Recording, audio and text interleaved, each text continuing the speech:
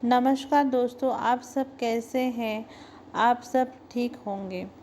आज हम एक नई स्टोरी की शुरुआत करने जा रहे हैं।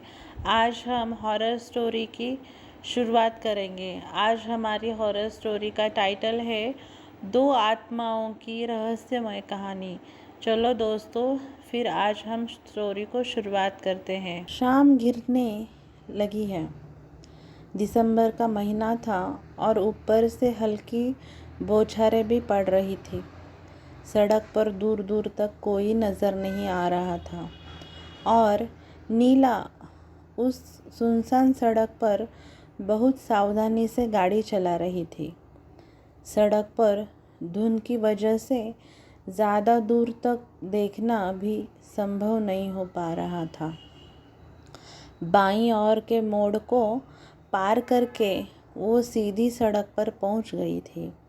अभी भी यहाँ से उसका ठिकाना लगभग 40 किलोमीटर दूर था। एयर कंडीशनर गाड़ी में हीटर चल रहा था, सो बाहर बहुत ठंडी थी। ठंडी का एहसास अंदर नहीं हो रहा था। नीला सड़क पर नज़र दौड़ा रही थी। अचानक उसे लगा कि थोड़ी दूर पर एक घने पीपल के नीचे कोई खड़ा हुआ है। वो चौंकी कि इस सुनसान सड़क पर ऐसे मौसम में कौन हो सकता है।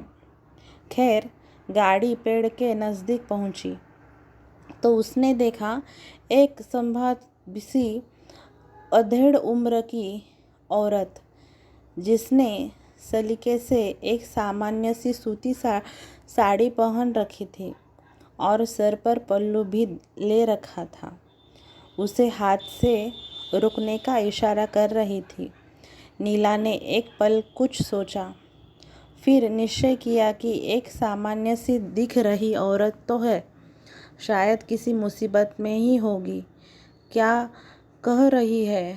वैसे भी नीला एक निडर और एडवेंचर पसंद करने वाली युवती थी, जो सामान्यतः जल्द घबराने वालों में से नहीं थी।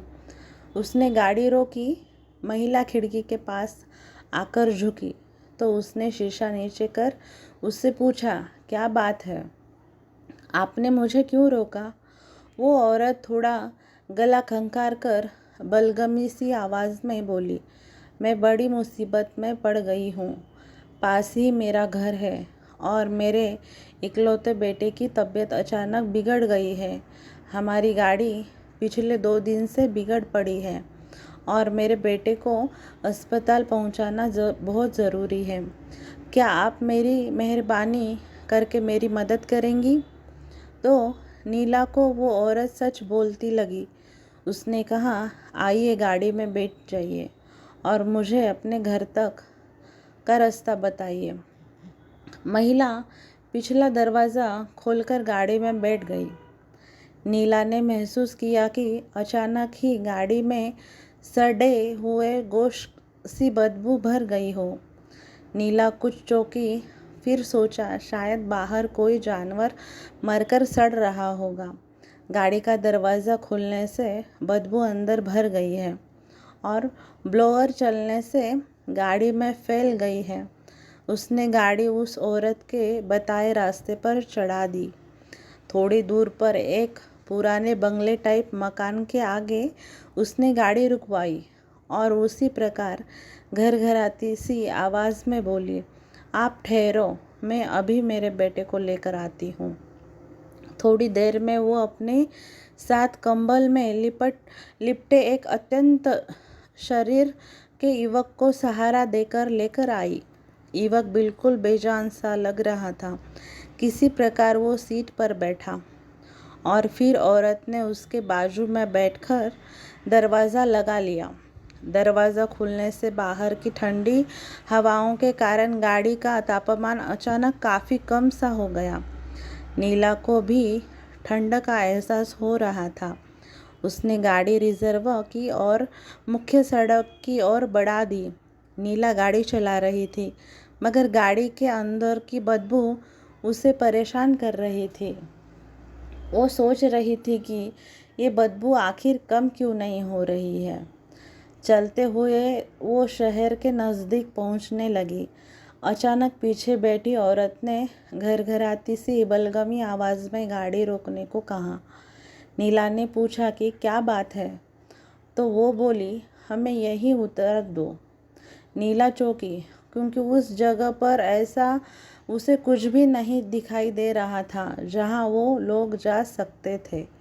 उसने कहा, यहाँ तो कुछ भी नहीं है, और आपको आपके बेटे को अस्पताल लेके जाना था ना, वो बीमार है। तो वो औरत बोली, नहीं, यहाँ एक अच्छे वैद्य रहते हैं, हमें उनके ही पास जाना है, सो हम लोग यही उतरेंगे।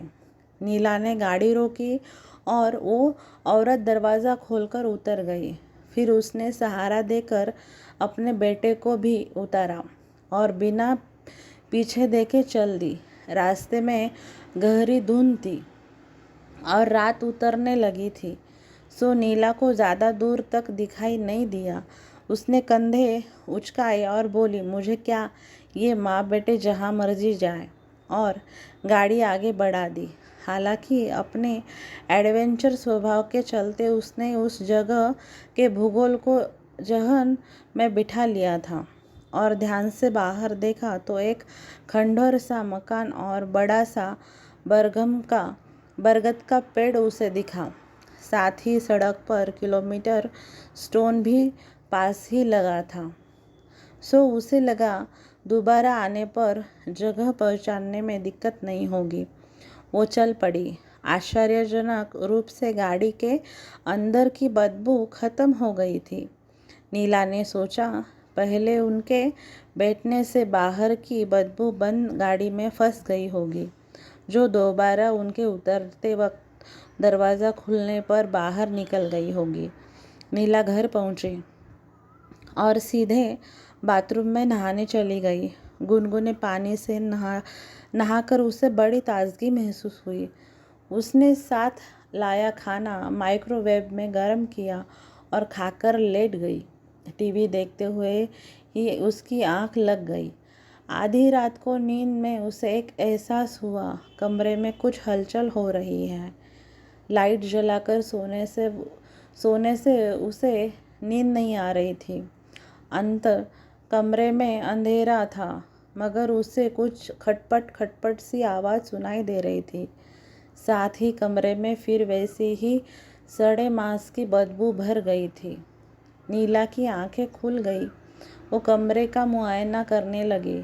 उसे लगा कि हलचल अलमारी के पास हो रही है, जहां उसके कपड़ों के अलावा उसका पर्स भी रखा है। उसने उठने की कोशिश की, मगर ये क्या, वो तो जैसे बिस्तर से चिपक सी गई हो, हिल भी नहीं पा रही थी, बस आंखों की हरकत जारी थी।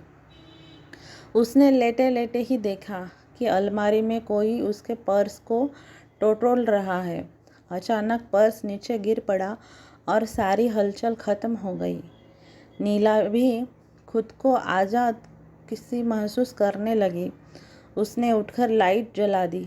देखा उसका पर्स अलमारी से नीचे पड़ा है और उसमें रखी भगवान की तस्वीर बाहर की ओर निकली हुई है।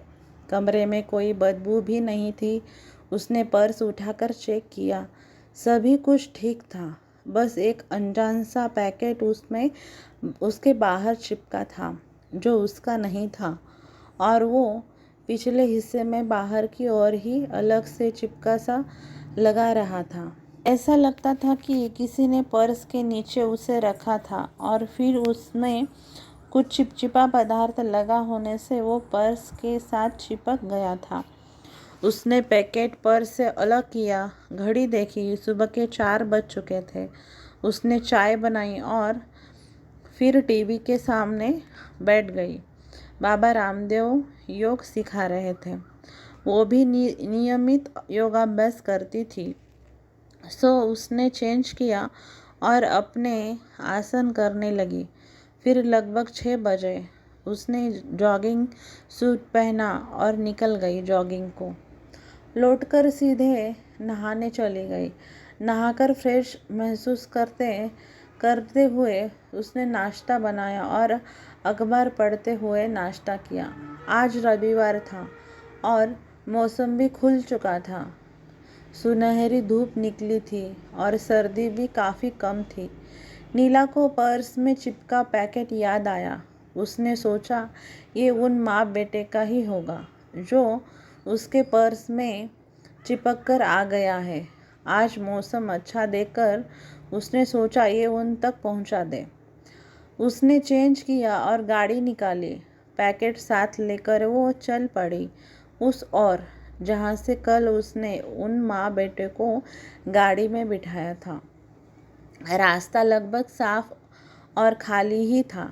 जगह भी थोड़ी दूर थी। शहर से लगभग 25-30 किलोमीटर रही होगी। वह लगभग 1 घंटे में वहाँ पहुँच गई। उसने वो मोड़ पहचाना और वो सड़क भी जहाँ से मुड़कर उस औरत ने गाड़ी में बेटे को बिठाया था, और गाड़ी उस और मोड़ दी। मुड़कर थोड़ा चलते ही उसे एक बूढ़ा आदमी सड़क पर आता दिखाई दिया, जिसने गाड़ी उस ओर आते देखकर हाथ देकर गाड़ी रोकी। नीला ने गाड़ी उसके पास रोक दी और खिड़की से सर निकालकर पूछा, क्या बात है?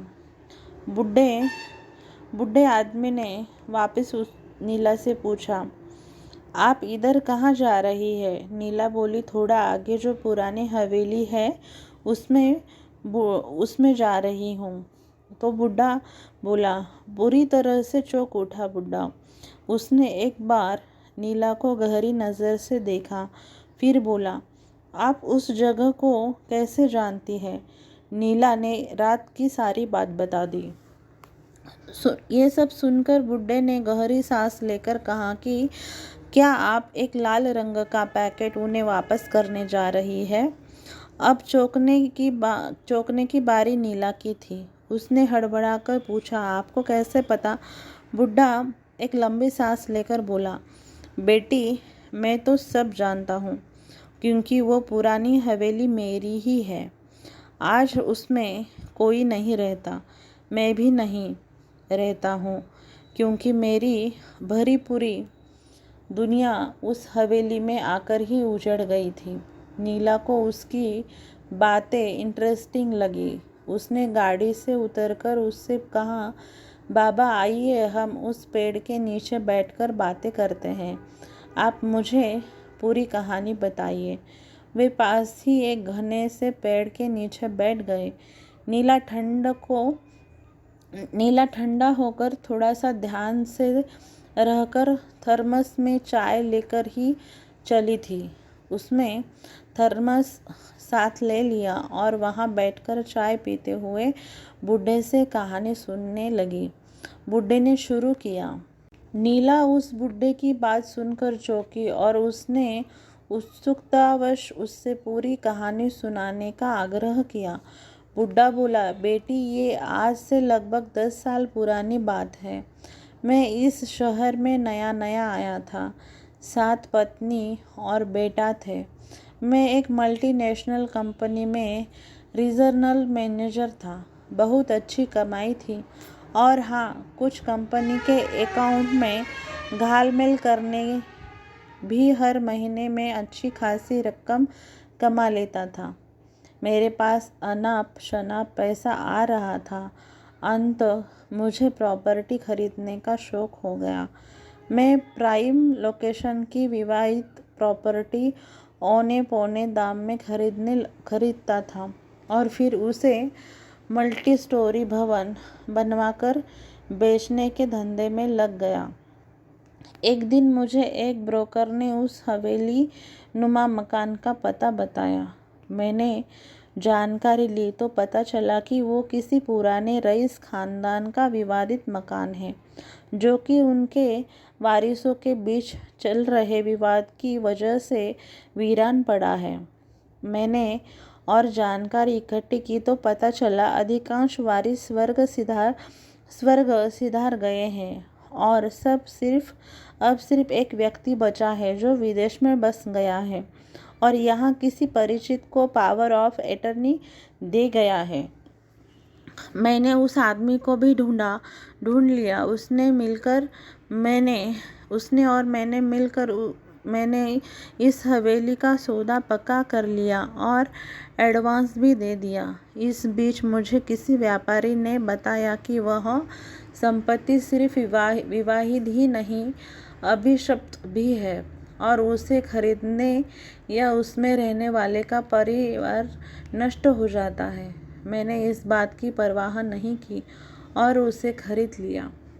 जब उसकी साफ सफाई करवाई तो मुझे एक पुराना अखबार मिला जिसमें उस हवेली की तस्वीर के साथ एक समाचार छपा था कि लगभग 3 शतक पहले उस हवेली में रहने वाले परिवार का सर्वनाश हो गया था और लोगों में यह अफवाह फैल गई थी कि वो अभिशप्त जगह है। मैंने उस अखबार को फाड़कर फेंक दिया और घर वालों को जब इस हवेली को दिखाया तो मेरी पत्नी और बेटे को ये जगह बहुत ही पसंद आई। उन लोगों ने यही रहने का फैसला कर लिया। अंत मैंने अपनी ज़रूरत के मुताबिक उस हवेली का अंदर से पूरा काया पालट करवा दिया, मगर बाहरी हिस्से को इरिटेट ही तरह वैसे ही रहने दिया। कुछ दिन बड़े आराम से गुजरे। लगभग साल गुजरने को आया था। मेरे मन से भी अब भय दूर हो गया था। अचानक एक दिन मेरा बेटा कॉलेज से दोपहर में असमय घर लौट आया और आते ही उल्टियाँ करने लगा। पत्नी ने घर पर उपलब्ध दवाई उसे दी, मगर उसकी उल्टियाँ बंद ही नहीं हो रही थी। पत्नी घबराकर मुझसे ऑफिस फ़ोन लगाया, मगर मैं एक ज़रूरी मीटिंग में था और फ़ोन साइलेंट था, सो कॉल नहीं ले पाया। पत्नी किसी तरह टैक्सी बुलाकर बेटे को लेकर अस्पताल पहुंची और वहां डॉक्टर ने चेकअप करके उसे इमरजेंसी वार्ड में एडमिट कर लिया। उसका इलाज चालू हो गया। मीटिंग से फुर्सत होकर मैंने फ़ोन चेक किया और पत्नी के 8-10 मिस कॉल लेकर मैंने घबराकर उसे फ़ोन लगाया। उसने सब हालात बताया और मैं तुरंत अस्पताल पहुंच गया। वहां बेटे की उल्टियां बंद हो चुकी थी, मगर डॉक्टर ने एहतियात के मुताबिक उसे आज रात एडमिट रहकर सुबह छोड़ने को कहा, तो हम दोनों भी सहमत हो गए। अगले दिन हम बेटे को डिस्चार्ज कराकर घर लौटे। 2 दिन वो आराम करता रहा। तीसरे दिन उसने कॉलेज जाने की जिद की। उसकी माँ ने समझाना चाहा, मगर वो नहीं माना और अपनी बाइक लेकर निकल गया। मगर उस दिन भी उसे वैसी ही उल्टियाँ शुरू हो गई और वो किसी तरह घर पहुंचा। घर तक आते आते उसकी हालत बहुत ख़राब हो चुकी थी। मेरी पत्नी उसे तुरंत उसी अस्पताल में ले गई। डॉक्टर ने फिर उसे ड्रिप चढ़ाई और दवाइयाँ दे दी।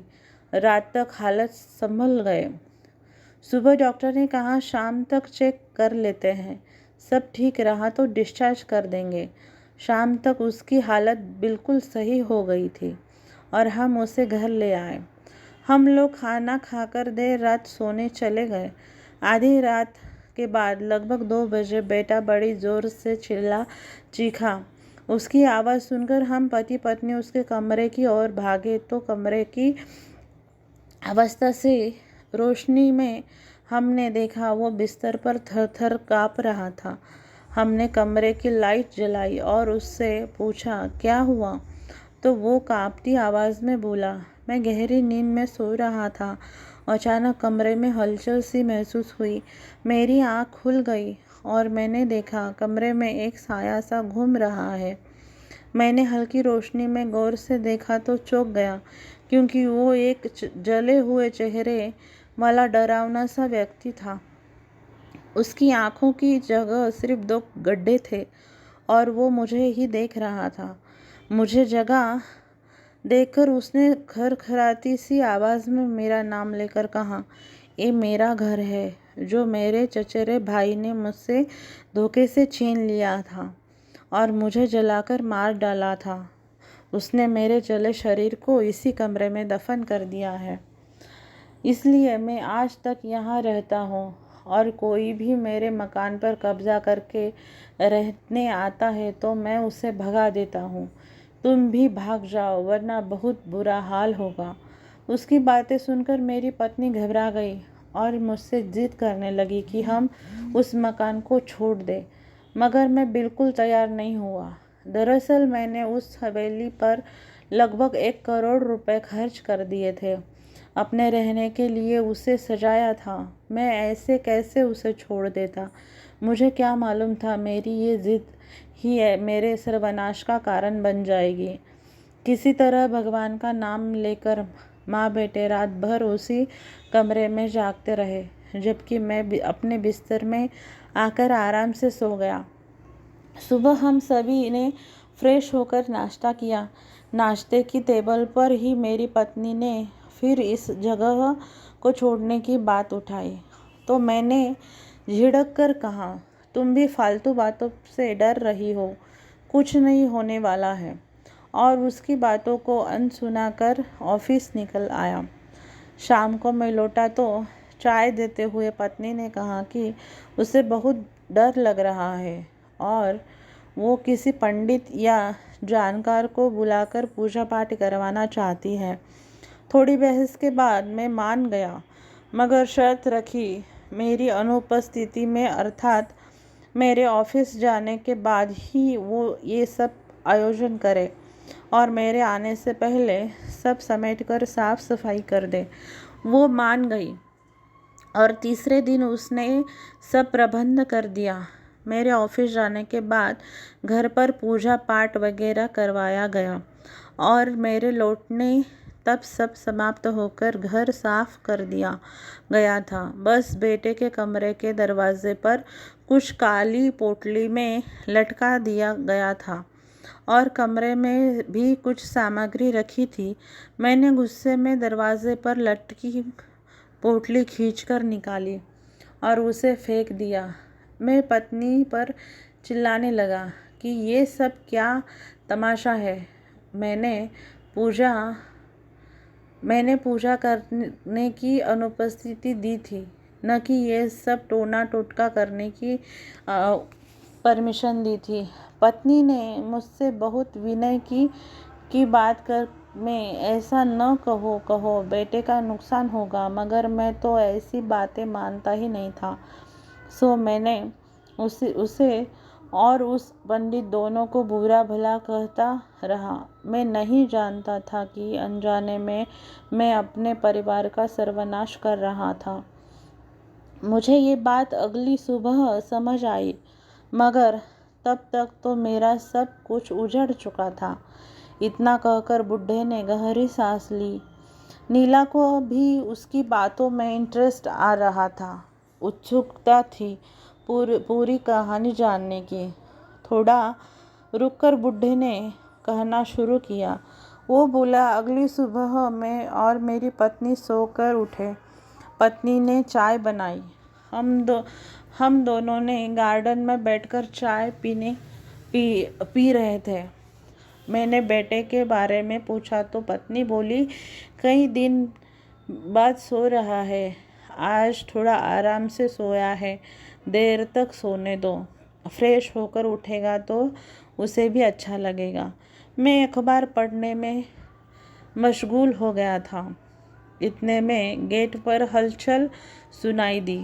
मैंने सर उठाकर देखा, बाहर पुलिस थी। थानेदार ने आकर मुझे बताया कि मुझे उसके साथ थाने जाना होगा। मैंने वजह जानना चाही तो बोला, आपने ऑफिस के करोड़ों रुपए का गबन किया है, हमारे पास आपके नाम का वारंट है। आपकी इज्जत का ख्याल रखकर ही आपको हम साथ चलने को कह रहे हैं, वरना मुझे आपको गिरफ्तार करके ले जाना पड़ेगा। मैंने अपने वकील से बात करने की इजाज़त मांगी, मगर उसने कहा कि थाने चलिए, वहीं उन्हें बुला लीजिएगा। मुझे वहीं से थानेदार के साथ जाना पड़ा। पत्नी से भी नहीं मिल पाया। मैंने चौकीदार को कहा, मैडम को बता देना मैं थाने गया हूँ। मैं थाने आ गया। पीछे जो सर्वनाश हुआ उसके फल स्वरूप मैं तबाह हो गया था। मुझे उसी रात मजिस्ट्रेट के समक्ष पेश किया गया। वहीं से मुझे जेल भेज दिया गया। खबर मेरे घर भेज दी गई। अगले दिन सुबह मेरा वकील मुझसे मिलने आया। मैंने उससे घर का हाल पूछा तो उसने जो बताया उसे सुनकर मैं पागल हो गया। मेरी गिरफ्तारी की खबर सुनकर मेरी पत्नी बेहोश हो गई थी। किसी तरह उसे होश में लाया गया तो वो बेटे को खबर देने उसके कमरे में गई। वहाँ हमारा बेटा दुनिया छोड़कर जा चुका था। उसकी आंखों में खौफ भर गया था, जैसे उसने किसी बहुत भयंकर चीज़ को देख लिया हो। पत्नी उसकी मौत और मेरी गिरफ्तारी की खबर पाकर जो बेहोश हुई, फिर नहीं उठ पाई। खबर सुनकर मैं सर पकड़ कर बैठ गया। वकील मुझे न जाने क्या क्या समझाता रहा, मगर मैं तो सुध-बुध खो चुका था। उसके बाद क्या हुआ मुझे कुछ भी याद नहीं है। 2 बरस हुए मुझे कुछ होश आया। मैंने अपने आप को पागल खाने में पाया, जहाँ डॉक्टर मुझे बता रहे थे कि अब मैं स्वस्थ हो गया हूँ। मैंने जानना चाहा मैं वहाँ कितने दिन से हूँ, तो उन्होंने बताया पिछले 7 साल से मैं वहाँ था और मेरा ठीक होना एक चमत्कार था। मुझे वहाँ से बाहर आकर घर जाने की चिंता हुई, मगर गेट पर मेरा वकील मुझे लेने आया हुआ था। उसे पागल खाने से सूचना दी गई थी, क्योंकि उसने ही मेरा इलाज करवाया था, पागल खाने में करवाया था और मेरे पागलपन के आधार पर मेरे विरुद्ध चल रहा केस भी रद्द करवाया था। उसने मुझे अपने साथ लाकर अपने ही घर पर ठहराया। मुझे बताया कि मेरी वो हवेली अब वीरान पड़ी है और मेरी अन्य प्रॉपर्टी नीलामी में बेचकर कोर्ट ने गबन की राशि की भरपाई कंपनी को करवा दी है। उसमें से ही कुछ पैसे जो बच गए हैं वो मेरे अकाउंट में कोर्ट ने ही जमा करा दिए हैं और बस वही मेरी कुल जमा पूंजी है। मुझे तो कुछ भी नहीं सूझ रहा था। बस मैं एक नज़र उस सत्यानाशी हवेली को देखना चाहता था, जहाँ मेरा सब कुछ लूट गया था। मैं वकील से विदा लेकर यहाँ आया और उस हवेली के सामने सिर झुकाकर मैंने अपनी गलतियों की माफ़ी मांगी। मुझे ऐसा लगा जैसे मेरे माफ़ी मांगते ही कोई धीरे से मेरे कान में कह गया कि जा, तुझे तेरे किए की पर्याप्त सज़ा मिल चुकी है, तुझे माफ़ किया। मैं यहाँ पास ही एक मकान किराए से लेकर रहता हूँ और तब से मैं अक्सर इतवार को इस हवेली के पास आ जाता हूँ। अब नीला ने पूछा कि इस लाल से पैकेट की क्या कहानी है, तो गहरी सांस लेकर बुड्ढा बोला। मैंने उस पैकेट की कहानी शुरू करते हुए बताया। हवेली की कहानी बताकर बुड्ढे ने थोड़ा विराम लिया तो नीला ने थर्मस से दोबारा चाय भरी और दोनों चाय पीने लगे। चाय खत्म करके नीला ने उत्सुकता से पूछा कि इस लाल पैकेट का क्या रहस्य है। क्या ये अनजाने में मेरी गाड़ी में छूट गया था या जानबूझकर छोड़ा गया था? क्योंकि हवेली का रहस्य जानने की बाद मुझे लगता है कि पैकेट जानबूझकर छोड़ा गया था ताकि मैं उस हवेली में ज़रूर जाऊं। बुड्ढे ने हल्की मुस्कान के साथ कहा, बेटी, तुम्हारे दिमाग को दाद देनी पड़ेगी, क्योंकि यह सही है कि ये पैकेट तुम्हारी गाड़ी में जानबूझकर छोड़ा गया था और रात में भी जानबूझकर इसे वापस नहीं दिया गया था। वो बोला, अब सुनो। दरअसल मेरी पत्नी और मेरे बेटे की मृत्यु के बाद मुझे पागलपन का दौरा पड़ गया था और मैं उनका क्रियाक्रम नहीं कर पाया था। सरकार ने ही किसी एजेंसी के माध्यम से उनका अंतिम संस्कार करवाया था और उसके बाद कोई भी कृत्य संपन्न नहीं हो पाया था, इसलिए उनकी मुक्ति नहीं हो पाई। लगभग 7-8 साल बाद मैं ठीक होकर लौटा तो मैंने जब उनके लिए पूजा पाठ करवाई तो मुझे पंडित जी ने बताया कि दरअसल उनकी चिता लावारिस की तरह जलाई गई है। अंत किसी तांत्रिक ने उनकी अस्थियां उठाकर उन्हें सिद्ध कर लिया था और उनकी मुक्ति का उपाय लिखकर उस लाल पैकेट में छिपा दिया था। उसने बड़ी चालाकी से इन दोनों की आत्माओं को बताया था कि जब भी उनकी शक्ति क्षीण होने लगेगी तब इस पैकेट के माध्यम से उन्हें समय समय पर किसी जिंदा इंसान को हवेली में लाकर उसे डराकर मार देने से इनकी शक्ति पुनः बढ़ जाएगी। बस तभी से ये सब ज़रूरत होती है। इसी तरह किसी को फंसवाकर हवेली बुलाते हैं और फिर उसे अपने भयंकर कारनामे दिखाकर मार डालते हैं। उसे मारकर इनकी शक्ति फिर बढ़ जाती है। अक्सर ये चालाकी से अपने शिकार को ऐसे समय बुलाते हैं जब इस और कोई नहीं आता। नीला ने पूछा, आपको ये बातें कैसे पता चली? तो बुढ़ा बोला कि पंडित से तांत्रिक वाली बात पता लगने पर मैंने किसी जानकार की खोज शुरू करी। काफ़ी समय बाद मुझे एक बार एक महान साधु बाबा सफ़र के दौरान ट्रेन में मिले। उन्होंने स्वयं मुझे पास बुलाया और बोले, बेटा तू अपनी पत्नी और बेटे की अकाल मृत्यु और उसके बाद उनकी सिद्धि को लेकर काफ़ी समय से परेशान है। तुझे यह भी मालूम हो गया है कि वे प्रेत योनि में भटक रहे हैं और अपने स्वार्थ के लिए समय समय पर हत्याएं भी कर रहे हैं। मगर तू घबरा मत, मैं तुझे उपाय बताता हूँ। और फिर उन्होंने ही मुझे इस लाल पैकेट का रहस्य बताया। उन्होंने कहा, इस पैकेट को खोलने पर इसके अंदर एक कागज में कुछ राख और अस्थियों के अवशेष मिलेंगे। उन्हें किसी भी तरह ले जाकर शमशान में जलती किसी भी चिता में डाल देने से माँ बेटे की आत्मा को मुक्ति मिल जाएगी। शर्त यही है कि इस पैकेट को खोलते ही उन दोनों को पता चल जाएगा और वे हर प्रकार से इसे बचाने का प्रयास करेंगे और इस प्रयास में वे पैकेट खोलने वाले की जान भी लेने से पीछे नहीं हटेंगे। सुनकर नीला को झुरझुरी सी आ गई। उसने सोचा कि यदि ये बुढ़ा मुझे न मिलता तो शायद आज मेरी ज़िंदगी का आखिरी दिन होता। उसने एक झटके से शरीर को हिलाया और फिर बोली, बाबा यहाँ से शमशान कितनी दूर होगा? बुढ़ा बोला, लगभग 30 किलोमीटर होगा। नीला बोली, चलिए मैं आपके साथ चलती हूँ।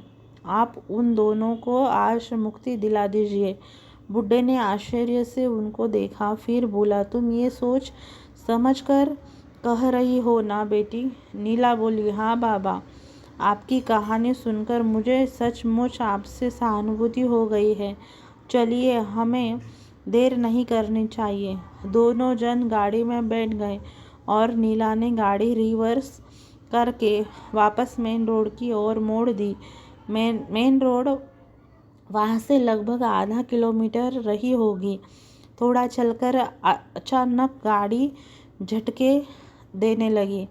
नीला चौंकी क्योंकि उसकी गाड़ी नई थी और अभी लिए वाली गाड़ी कैसे क्या झटके देने लगी। इसलिए गाड़ी में कोई गड़बड़ी की संभावना ही नहीं थी। उसने रेस बढ़ाई और क्लच दबाकर गाड़ी आगे बढ़ाने लगी। उसे मालूम था कि क्लच दबाकर ज़्यादा दूर गाड़ी नहीं चलाई जा सकती है क्योंकि क्लच प्लेट जलने का खतरा है। बुढ़े ने उसे कहा, बेटी किसी भी तरह हमें मेन रोड तक पहुंचाना बहुत ज़रूरी है क्योंकि उनकी शक्ति का क्षेत्र हवेली से सिर्फ 2 किलोमीटर तक ही प्रभावी है और मेन रोड हवेली से लगभग 2 किलोमीटर ही दूर है। उसके बाद वो कमज़ोर पड़ जाएंगे, मगर वो हमें इस बीच रोकने के लिए हर संभव प्रयास करेंगे ताकि हम डरकर पैकेट फेंक दें। नीला ने गाड़ी चलाना जारी रखा और उन्होंने झटके खाते खाते हिचकोले लेते लेते कैसे भी करके आधे से अधिक दूरी पार कर चुके। वो लोग मेन रोड के मोड़ के नज़दीक ही रुके थे। सो नीला ने सोचा इतनी दूर तक क्लच दबाकर चलने से शायद नुकसान न हो।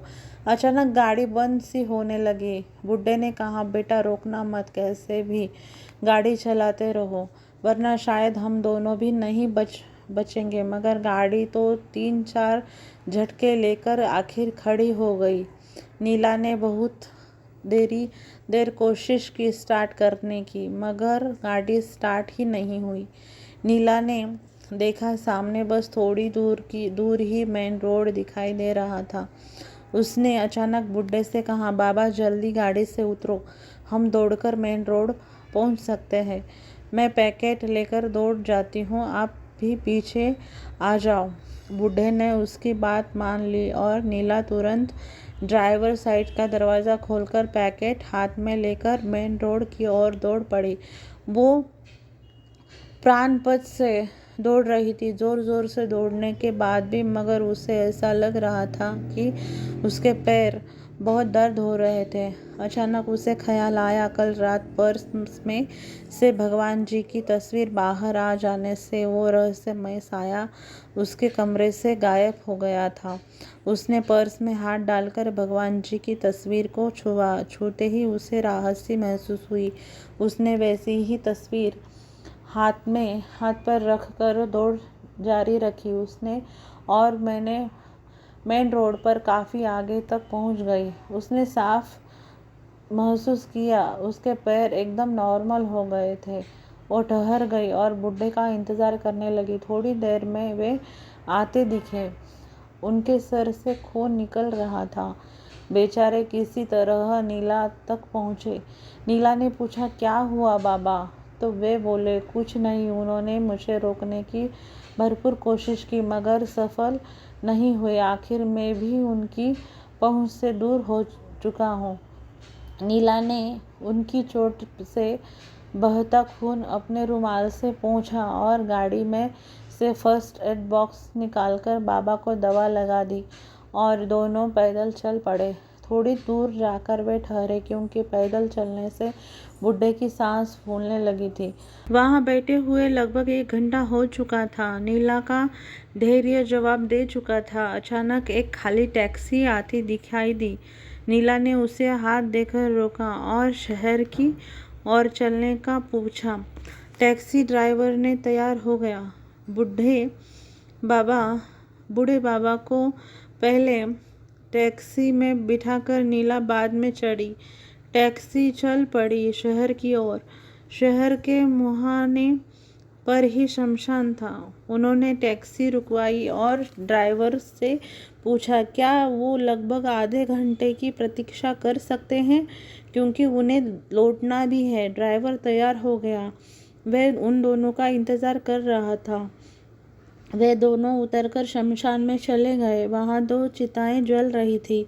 बाबा ने वो लाल पैकेट खोला और उनके अंदर रखी 2 पूड़ियाँ को निकालकर दोनों जलती हुई चिताओं में एक पूड़ियाँ डाल दी। दोनों चिताओं की आग अचानक भड़क उठी। बहुत तेज लपटें निकलने लगी। नीला से देखकर सिहर उठी। अचानक दोनों चिताओं के ऊपरी हिस्सों में 2 आकृतियाँ उभर आई। नीला घबरा गई, मगर बूढ़े बाबा ने दोनों की ओर देखकर हाथ जोड़े और प्रार्थना की कि आप दोनों को मुक्ति मिल गई है। आकृतियों ने भी हाथ जोड़े और धीरे धीरे हवा में विलीन हो गई। बूढ़ा फफक कर रो रहा था, तो नीला ने उसे धाड़स बंधाते हुए कहा, देखो बाबा, आज इतने सालों बाद आपकी पत्नी और बेटे को उस दुष्ट तांत्रिक के चंगुल से और प्रेतलोक से मुक्ति मिल गई। बाबा ने रोते हुए कहा, मैं आज उनके जाने का ही तो शोक मना रहा हूँ।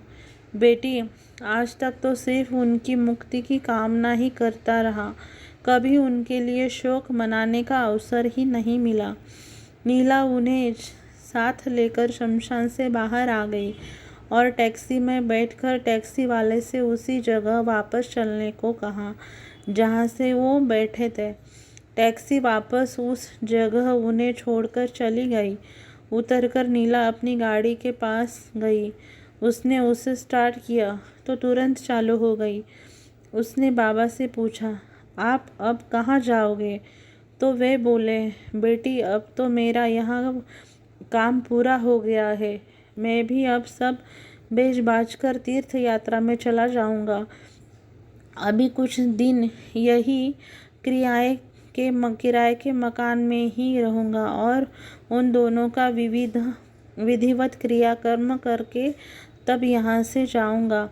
तुम आती जाती रहना। नीला ने उनसे विदा ली और वापस अपने घर को चल पड़ी। दोस्तों, आपको दो आत्माओं की रहस्यमयी कथा आपको कैसे लगी, आप ज़रूर कमेंट बॉक्स में लिखना ना भूलें। आपने मेरा चैनल सब्सक्राइब नहीं किया होगा दोस्तों, तो हमारे चैनल को सब्सक्राइब कीजिए, लाइक कीजिए और शेयर करना ना भूलें। धन्यवाद। कल मिलेंगे और एक नई हॉरर स्टोरी में। बाय।